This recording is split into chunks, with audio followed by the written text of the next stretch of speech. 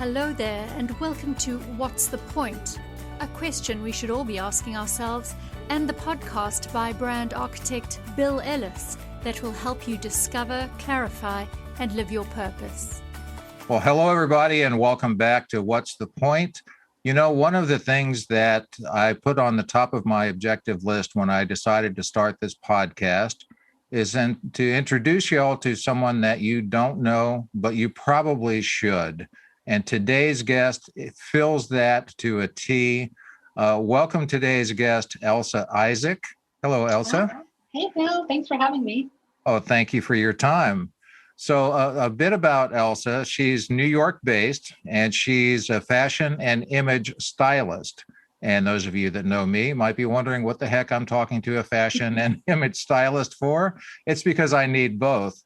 And one of the things I love about Elsa is that she believes that style is really all about self-expression. So tell me about some of the things that drove you into this career. It's funny. I'd say it's a combination of it happening by accident, but also exactly what I needed, not only just for myself, but what I was meant to do in the world, I'd say. I was always into clothes. So like really enjoyed dressing up my Barbie dolls as a kid, and would have like these outfit challenge days where I'd call up a friend and be like, okay, you wear your best outfit. I'll wear my best outfit, and we'll make the class judge whose outfit is best. So clearly there was always a connection. So that was the beauty, is that I always kind of knew what I wanted to do. And then I just thought that meant, because, I definitely didn't know what styling was growing up. So I just figured that needed to translate into being a designer. So that was it. I was like, I'm going to be a designer. And I lived in Edmonton, Alberta, growing up. And at the time, the only degree program for any fashion programs were either in Vancouver or Toronto. And so all throughout high school, I kind of prepared my parents to tell them I was going to Toronto.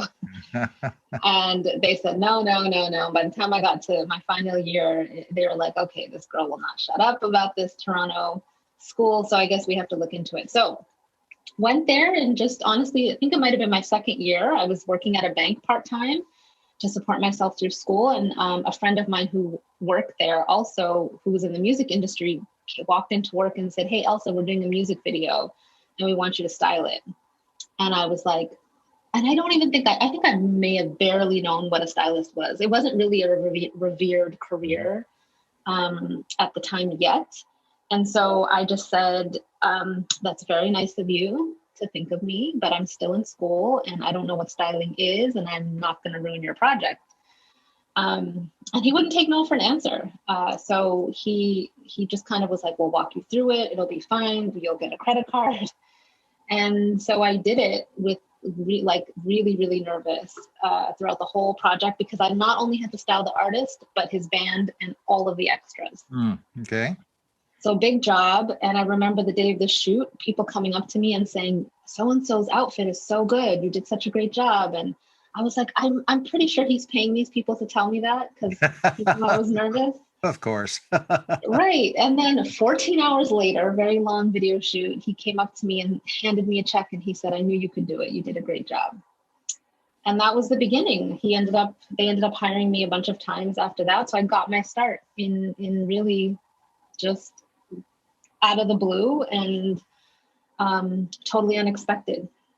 Well, yeah, that's a fabulous story, but you say it's out of the blue, but I would suggest that, yes, the circumstance kind of presented itself unexpectedly, but I don't think that you necessarily were completely random in that, because what you said was you've worked your whole life towards that goal of being somehow involved in fashion.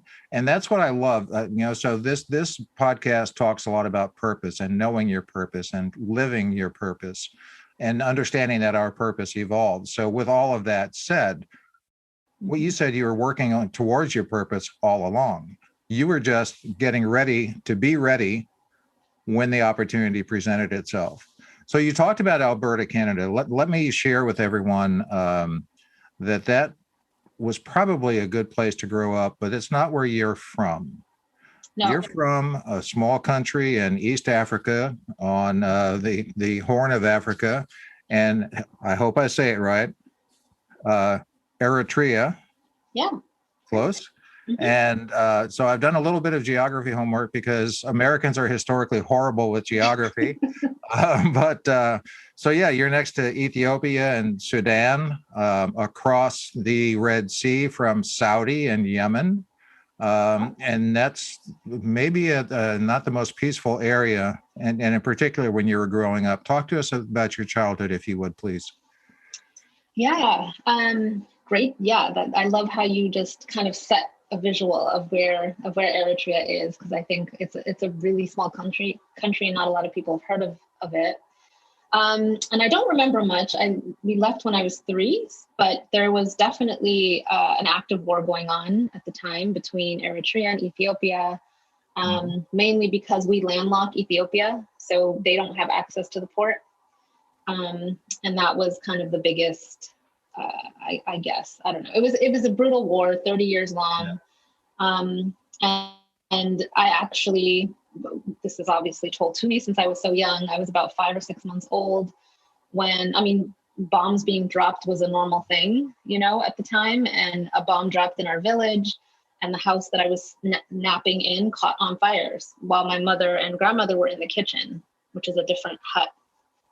And so my mother ran into this, burning home and grabbed me. And apparently, like, the left side of my body was injured. And I have a couple of scars, but honestly, you would never tell. So it always amazes me that I was, in this village on the top of a mountain with no Western medicine and somehow survived something, horrible like a bombing. So that was, I think, the catalyst. I'm sure there was a bunch of other things, but that was definitely the catalyst for my parents to create an exit strategy. So my dad worked outside of Eritrea in Libya, I believe, and kind of sent money to get us out. And we took some crazy journey through Sudan, literally just to escape. And when my mother and now that I have a son of our own, I really can't fathom how they survived. I really don't know how they've done literally half the things they've done. But on a camel, you had to, there was a group of us that was led by someone who was familiar with the land, and they would make their trek at night mostly, and got us to the Sudanese border, or Sudanese. Actually, just there was a camp in Sudan for refugees, and then we migrated to Italy for a year in Rome. And then ultimately settled in Alberta, Canada. Well, thanks for sharing that, because most of us haven't had a childhood remotely like that, at least most of the people listening to this show today. And I brought that up to make the point that we can get pretty much anywhere we are focused on getting. And it's a combination of our will, our purpose, and good fortune. And we have to, much like you talked about your stylist job, it's being ready when the opportunity presents itself. And, so the whole concept of refugees is something that's that I'm very focused on and interested in, because what the point you just made, and I'll just say this and then we'll move back, but refugees hitting any country's borders isn't really the issue. The issue is the conditions that they're trying to get away from. And being bombed when you're 4 or 5 months old is probably something that's pretty much what you would want to get away from. So kudos to your parents and to your whole family for doing that. And that's a long way from where you are now in the Big Apple, New York City. Yeah. When did you go there? I've been here, so it's I think I'm going on 15 years this year, next month. Okay. It'll be 15 years. So just once I discovered that styling was the direction I wanted to head in, I love Toronto. I do, and I'm a proud Canadian. But I and I had traveled to New York City and fell in love. It was, it's this vibrant electric city that you either hate or love.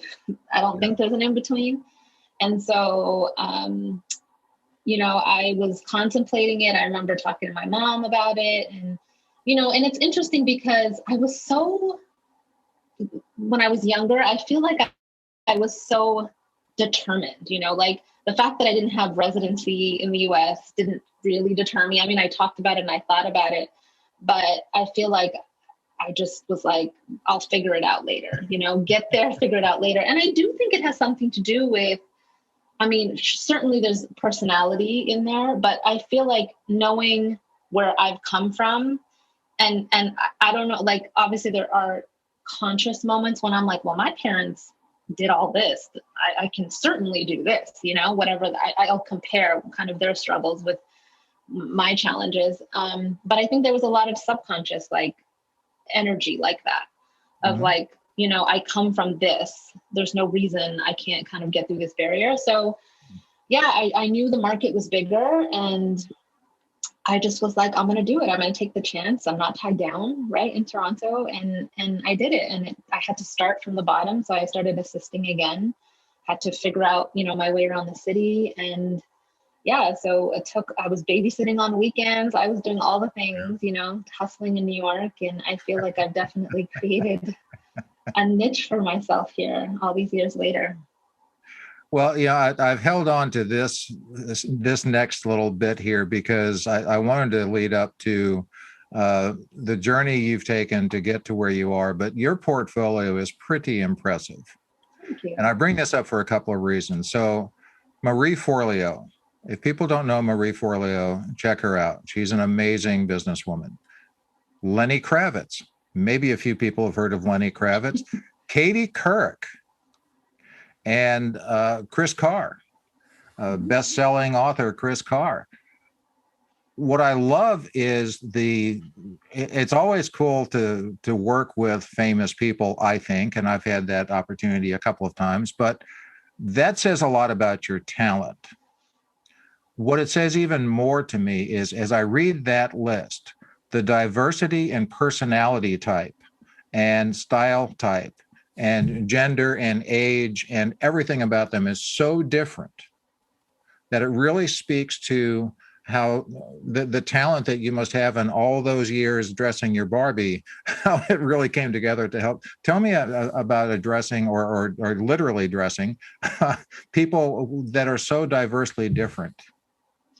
Yeah, I think that's like literally the proudest kind of part of my career, because one of the reasons I shifted from what I call the more commercial industry, so like magazine work, literal commercials for corporate companies, to personal styling for women, professionals, executives, career women, is because I was really frustrated with the lack of diversity in the fashion industry. And I don't think that really, I don't think I was able to like understand or articulate that until I was older, like maybe out of school, completely out of college. So it started to like, that's why I wasn't happy with my work in the commercial industry after around 2009. I was at a crossroads. So I think my natural talent, I do think styling is, you have to have the eye or you don't, is reflective of my philosophy, which is for all of us to be able to show up as the best version of ourselves, and not like cookie cutter versions of what, let's say, a career, standard is, or a magazine dictates, or the fashion industry dictates is the trend, or the way, what beauty should be considered. Right. And so that, I think, really just stems from me wanting to get to know me always wanting to be seen as myself. And growing up in Edmonton, Alberta, I was usually one of one or two Black students in a classroom. And so realizing that, what, I've always wanted to be seen. I still want to be seen. And I want to make sure that in my work, that's what I'm helping my clients do, is to be seen for who they are. And when you do that, you get to see the individuality of all of us, right? Like, that is the point. And so that, I think, is where that stems from. Okay. And I'm going to read this line, which is from your bio, but nowadays, Elsa helps successful career women and entrepreneurs revamp their wardrobes and create show-stopping ensembles that flatter their unique body shapes and lifestyles. And then she says, another is that she believes that style is really all about self-expression. Share a little bit more about that, please, and let us understand what you mean. Yeah, I mean, right now I mainly work with women. I do work with some men as well. And I'll speak to like the female perspective. I feel like a lot of the clients that come to me are at this point in their careers where they've been head down, right? They're usually, either partnered or have children, and they've been head down building their business or career. And then they look up a few years later after having achieved some success, so they have a little bit of breathing room, and they feel completely disconnected on the outside, right? They've done all the internal work, all the self-development work, and that's never ending, but they're very aware of it and they do their work there. But what they're realizing is how they're showing up in this moment as this version of themselves is disconnected from the woman they were the last time they cared about their wardrobe, right? Or their outer appearance. And that's usually before being partnered or before having kids or before having success in their life, in their careers, I should say. And so that's really what I do, is help them, connect the dots, right? Get familiar with who they are in this moment. And then what I do is I use that intel, who they are, what their body shape is, how they want to feel in their clothes, the message they want to put out there about who they are, and then go out and find the clothing that is in alignment with that. And usually that's a jump start. I'm a jump start, because once women can, or anyone has seen what the possibility is, once we've created outfits, and they feel like, whoa, this is it. This is what I've been missing. It ties the whole thing together for me. Then they're able to do it for themselves, right? And it's just, sometimes it takes an outside perspective to see for yourself, to see what's possible for you that you can't see for yourself. So I think that's really the magic of what I work with my clients, is that I'm able to see for them a lot faster than if they were to do it on their own, the version of themselves they're itching and bursting at the seams to be now. And so that's always just really like the heart of what I do. Well, a couple of things. First of all, I love a phrase that I've learned from my wife, that when she says, I hold the mirror up to people. Now, in your case, that might mean literally, but figuratively holding the mirror up is here's how the outside world sees you, to give you more perspective of yourself.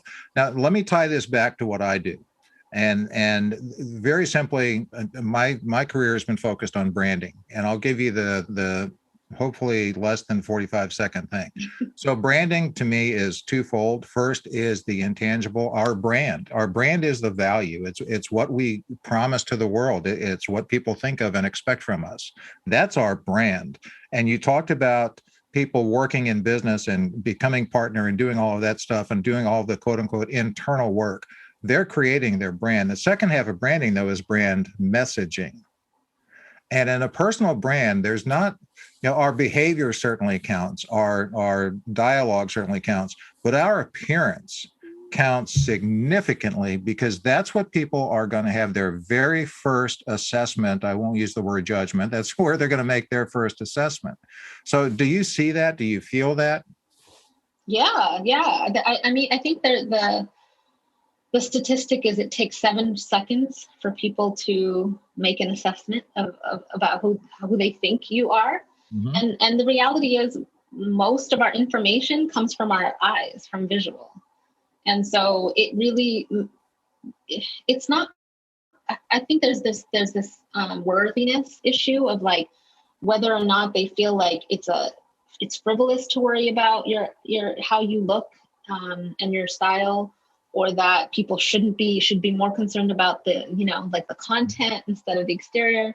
But that's all of the same thing, like you just said. Like your outside appearance is no less valuable than your inside intel or kind of creativity and all the other stuff that you bring to the table. But if they don't even get that far, then it's what's the point, right, Bill? Well, someone should use that line. I love what you said earlier, though, because what's key to all of this is doing so is brand messaging in whatever form it takes authentically. So what you just said a moment ago is you take the time to get to know your clients. You take the time rather to understand a bit about who they are and explore. How does that work?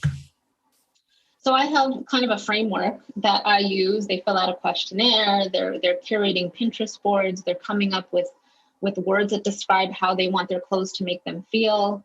And we talk. Right? They fill all this out, they submit it, and then we talk even more, and I take notes. And I do a little bit of research in terms of like just knowing what they, if they're on social media, going through their social media, seeing some of their transformations.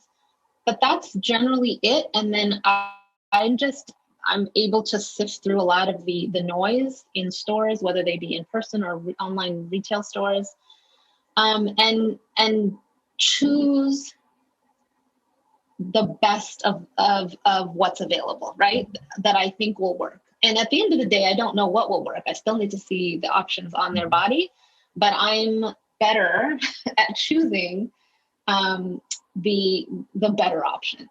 Okay. And so that's really why anyone pays me, is that I'm better at knowing what options to kind of go for, and then how to create the outfits, right? So it's really just, I wish there was a science to it. It's more of an art, aside from like me getting to know, there's an onboarding process for me getting to know my client.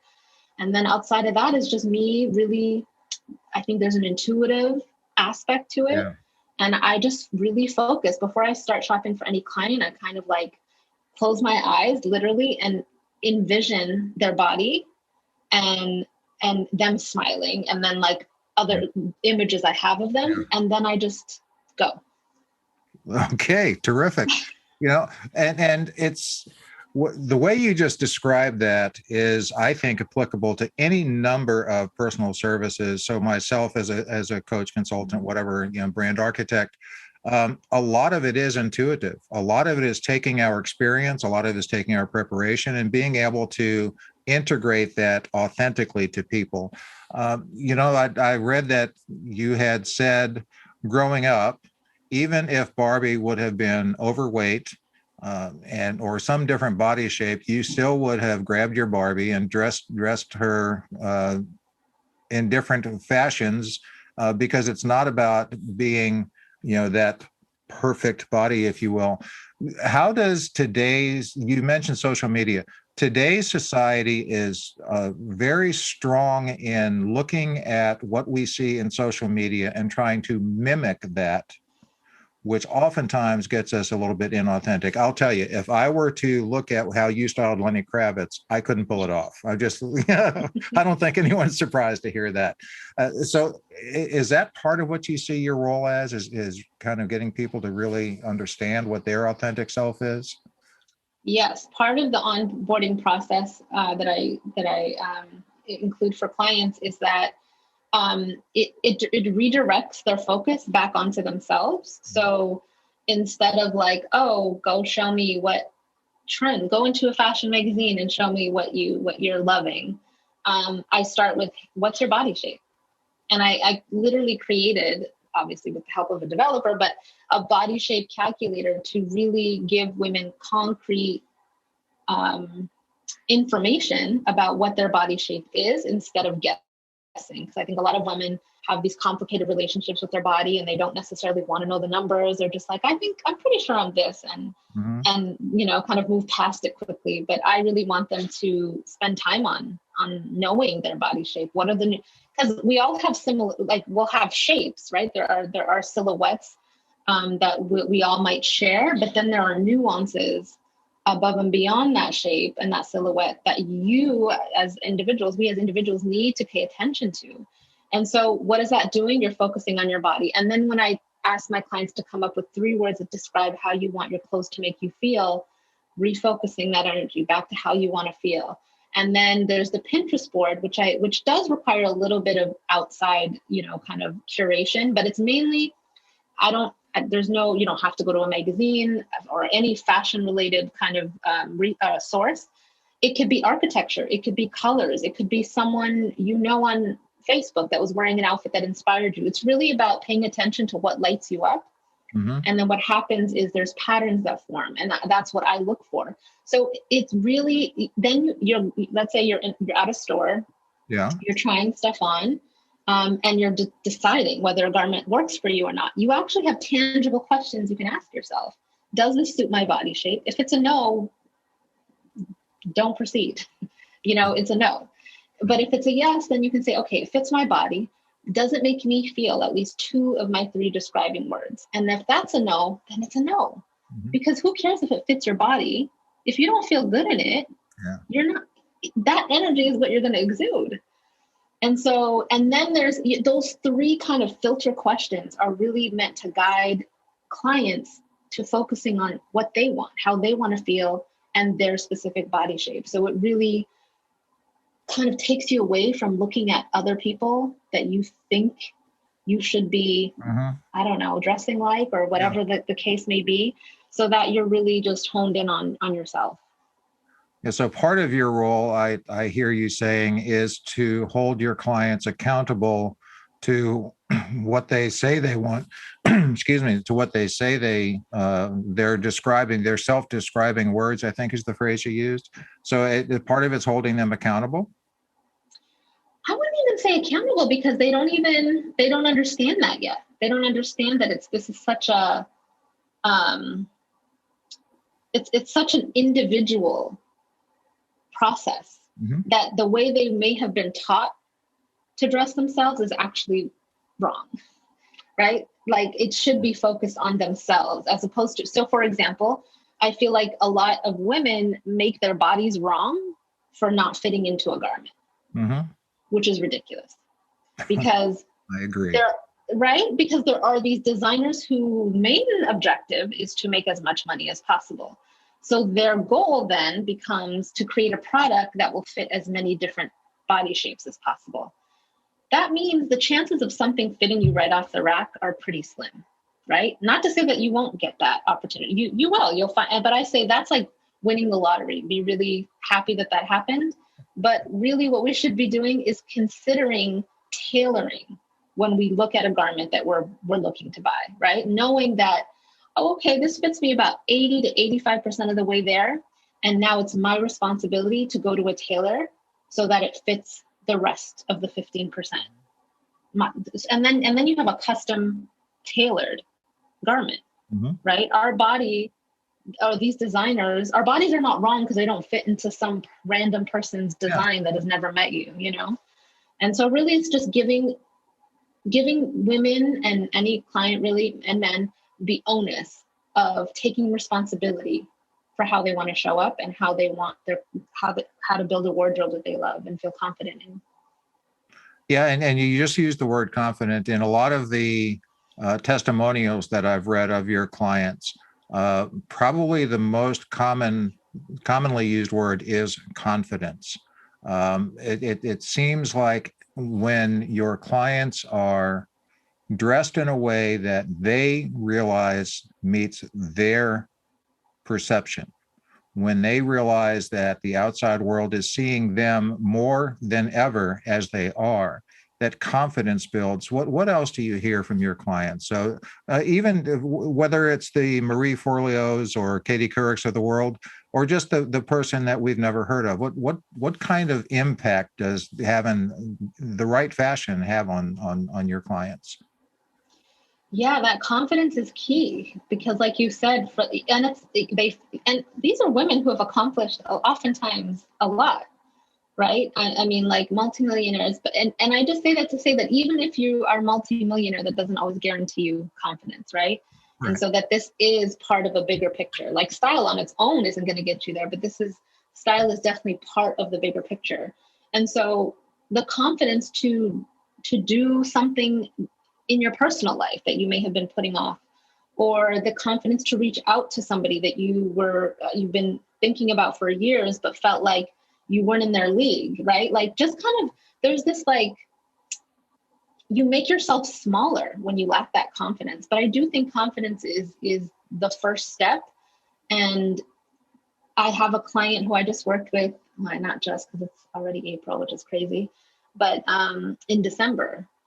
And she's 64 years young. And she said, one of the things she said after we worked together and she did her shoot, she was like, I realized that I wasn't talking about my business at all.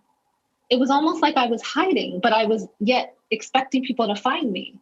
Mm-hmm. And then she was like, after I like did the shoot, did the styling, she's like, I realized that I want to be out front and center and I want to talk about my business all the time. And so that's just a part of being seen. You see yourself for the first time in who knows how many years.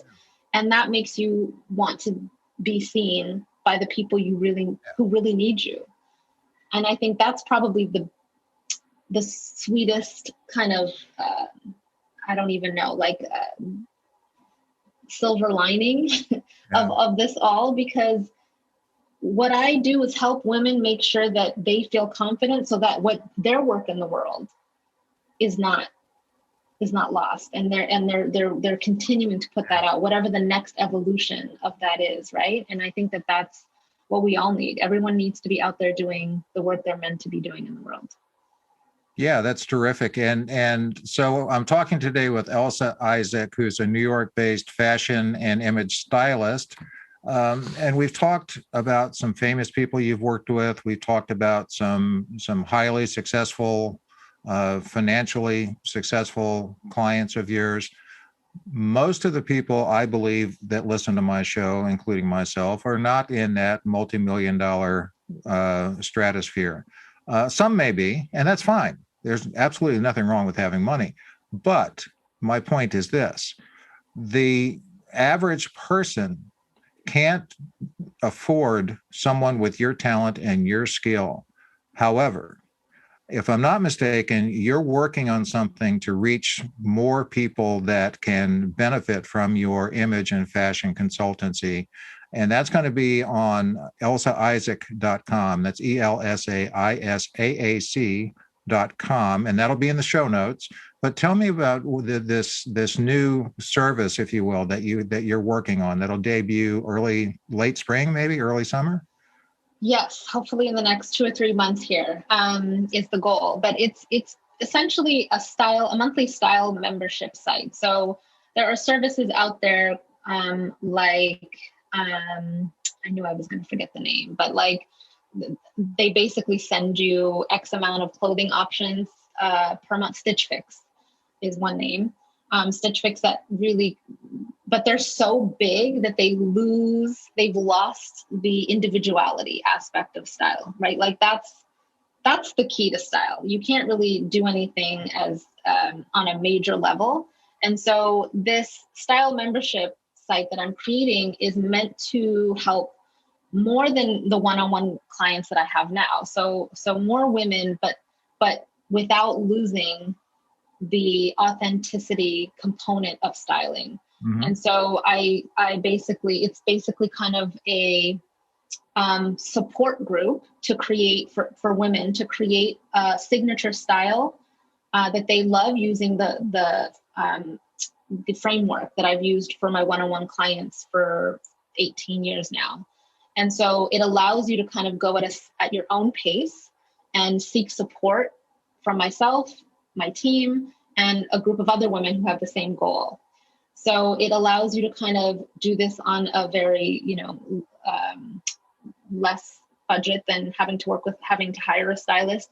And also there are different kinds of stylists. There are in-store stylists as well, but their goal is really to sell you more merchandise. And so that their judgment, I would say, is a bit more cloudy. And they're not always the most talented. So this allows you to really use my framework, and this framework will allow you to keep you as the focus and guide you to creating that wardrobe that you will just be all that more confident in. Yeah. And so there, it brings to mind a phrase that I use in my business is being solution agnostic.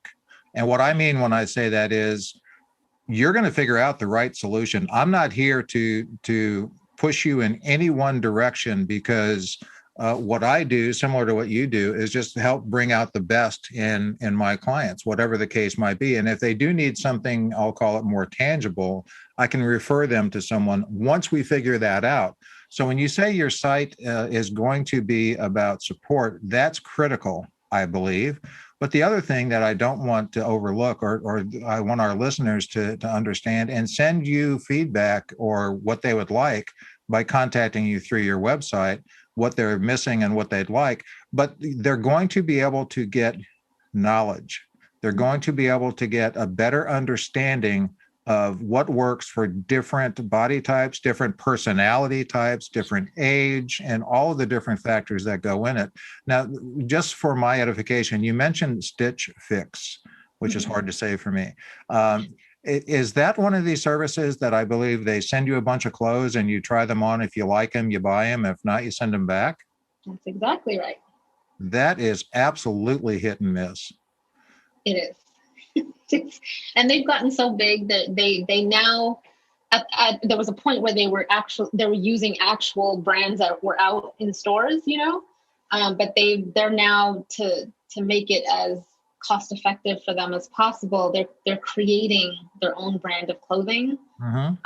That's very I don't even say brand, but clothing that's for them, for their company. That's very the quality is just not up to par, is what I've heard. So, it's a great idea. It's a great concept. I'm kind of,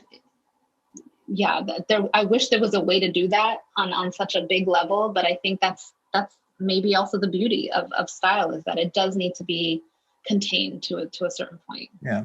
Well, I mean, it must be a great concept because they're in business and getting bigger. So there's clearly a yearning for that. And I would assume that it's kind of like a surprise every month for people to go, oh, let's see what we got. So they've got that whole factor. But when people start creating their own labels rather than going with more established designers, it does start to alter things. But a point I really want to make is another thing that people I know, women or men, that are looking for. Most of us are on some type of budget for our clothing. So to me, it's more important to know going in the type of clothing that's going to work best for me, as opposed to a lot of hit and miss. Will your site also have any type of resource as far as source of clothing or tips on where to buy or anything like that? Yes. So this will be a membership, not necessarily a site. There will be a place where it will be contained, but I would call it more of a membership than a site. So as part of the membership, one of the things we're going to be doing is I'll have like monthly recommendations of various types of garments that people should try on. And so the beauty of that is, let's say you buy something and you don't, you get it, you can try it on, take a picture of yourself with the garment on and include the picture in the group. So that way you can get feedback in like the time that you have to return the garment, right? And from myself, from other, from also team members, but also from one another, right? Ideally, that is and the more you do that, the more your eyes will begin to shift and start looking for the details that better suit your body shape. And so that is something that, you do that often enough, like with everything, right? Like it's a muscle. Once you do that often enough, and that's what's great about something like a style membership.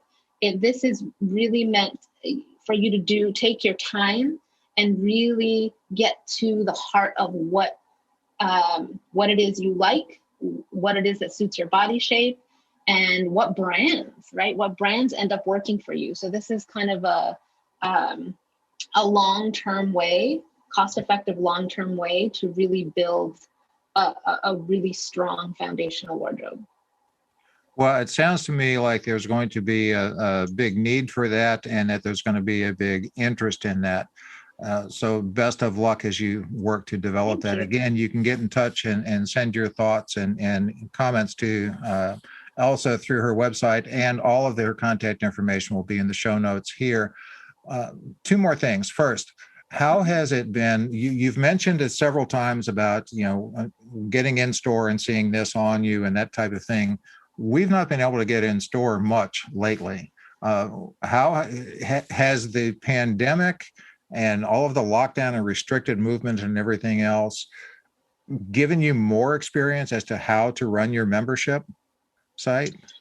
Well, actually, I was thankfully before the pandemic, I was also doing virtual styling. So I also I do a lot of shopping online for clients too. So distance. So just like how we're on video now, my clients would be trying on the clothes and we'd be evaluating the garments virtually. So you don't necessarily have to be in a store, but if you're buying stuff online, you should still be evaluating. You shouldn't you should look for stores that do returns, and then give yourself some time to see yourself in the daylight. Maybe leave it on for an hour. I guess these are the benefits of buying stuff online that you can't do when you're in a fitting room. So there's just as many options, I would say, if not more, when you're shopping online. And I've definitely been doing a lot of that for clients since the pandemic, for sure. Yeah, I bet you have. So,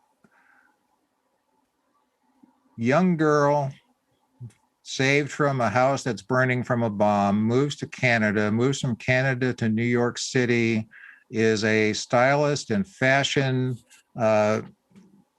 expert, if you will, worked with some of the biggest names in the industry and some names that we don't know, married, a beautiful young son, put it all together, and this question's coming. What's the point? I think the point for me is to live out, it sounds corny, but to live out the purpose, right? Like, I was saved from a burning home for a reason, right? And it doesn't mean that I need to make millions myself or whatever, right? Whatever, it just needs to be authentic. It needs to make me happy, and then to also pass that same dream, not necessarily what I do, but to my son. So to go after, to be his authentic self and really pursue that no matter what. I think that's really the goal, because I think about all the advantages that I have had that my parents did not have. And I am just so grateful, just so grateful. And I want to be able to be whatever that best version of myself looks like. So it's no coincidence that what I do is essentially that in a different, medium. But I think there's something to be said about legacy, and I hope that's the legacy I leave my son with. Well, thank you for sharing that. And for our listeners, I just want to say I did not prime that pump at all, because also what you just said pretty much summarizes why I do this podcast and why I do what I do professionally. And that's very simply to help people define, clarify, embrace, and live their purpose. So thank you so much for your time today. Thank you for helping all of us get better thoughts about how to present ourselves authentically as we go out, and the benefit of that, and the downside of trying to dress like someone we're not. So I appreciate very much your time. I appreciate your knowledge, and thank you for being here today. Thank you for having me, Bill. This was really great. It has been great. And for those listening, if you like what you've heard today, make sure you visit Elsa's site, elsaisaac.com. And if you would do this, if you would subscribe and rate and share the show, that helps the show and helps us have other people find it so they can hear guests like Elsa. So thank you all for listening. And thank you again, Elsa, for being my guest. Of course. Thanks, Bill. Thanks so much for tuning in. And if you like what you heard, please subscribe so you don't miss an episode. We can promise you'll gain value in every one. Rating and reviewing makes us more discoverable and helps others find out what's the point. And if you'd like to know more about Bill Ellis or contact him, please visit his website, www.brandingpillars.com. See you next time.